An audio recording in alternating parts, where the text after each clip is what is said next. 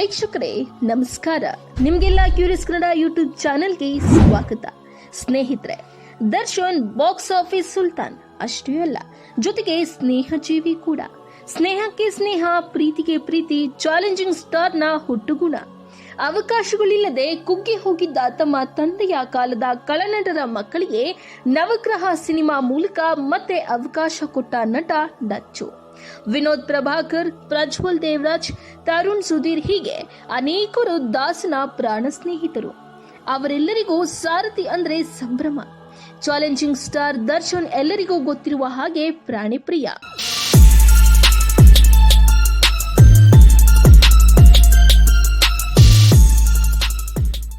ಪ್ರಾಣಿಗಳ ಜೊತೆಗೆ ಪರಿಸರವನ್ನು ಪ್ರೀತಿಸುವ ದಾಸ, ಸ್ಯಾಂಡಲ್ವುಡ್ನ ಒಡಿಯ ಯಜಮಾನ ಅಂತೆಲ್ಲ ಕರೆಸಿಕೊಳ್ಳೋ ದರ್ಶನ್ ಮೈಸೂರು ಮೃಗಾಲಯದಲ್ಲಿ ಕೆಲವು ಪ್ರಾಣಿಗಳಿಗೂ ಯಜಮಾನನಾಗಿರೋದು ಗೊತ್ತೇ ಇದೆ. ದರ್ಶನ್ ಈಗಾಗಲೇ ಅಲ್ಲಿ ಆನೆ, ಹುಲಿಯನ್ನ ದತ್ತು ತೆಗೆದುಕೊಂಡಿರುವ ಡಚ್ಚು ಅವುಗಳನ್ನ ಸಾಕಿ ಸಲಹುತ್ತಿದ್ದಾರೆ. ನಟ ದರ್ಶನ್ ಪ್ರಾಣಿ ಪ್ರೀತಿ ಬಗ್ಗೆ ಹೆಚ್ಚು ಹೇಳಬೇಕಾಗಿಲ್ಲ.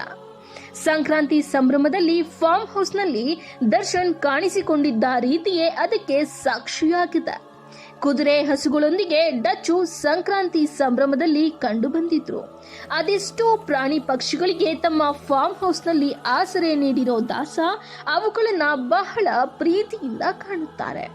ತೀರಾ ಬಡತನದಲ್ಲಿಯೂ ಅವರು ತಮ್ಮ ದುಡಿಮೆಯ ಒಂದು ಪಾಲನ್ನ ಪಾರಿವಾಳ, ನಾಯಿಗಳಿಗೆ ವ್ಯಯಿಸುತ್ತಿದ್ದ ಪ್ರವೃತ್ತಿಯನ್ನ ಎಂದಿಗೂ ಕೂಡ ಮುಂದುವರಿಸಿಕೊಂಡು ಹೋಗ್ತಾ ಇದ್ದಾರೆ.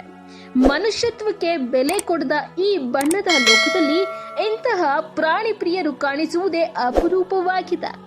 ಸಂಬಂಧಗಳಿಗೆ ಬೆಲೆಯೇ ಇಲ್ಲ, ಸ್ನೇಹಕ್ಕೂ ಕಿಮ್ಮತ್ತೇ ಇಲ್ಲದ ಈ ಪ್ರಪಂಚದಲ್ಲಿ ನಟ ದರ್ಶನ್ ಅವರ ಜೀವಪರ ಕಾಳಜಿಗೆ ಸಲ್ಯೂಟ್ ಅನ್ನಲೇಬೇಕು.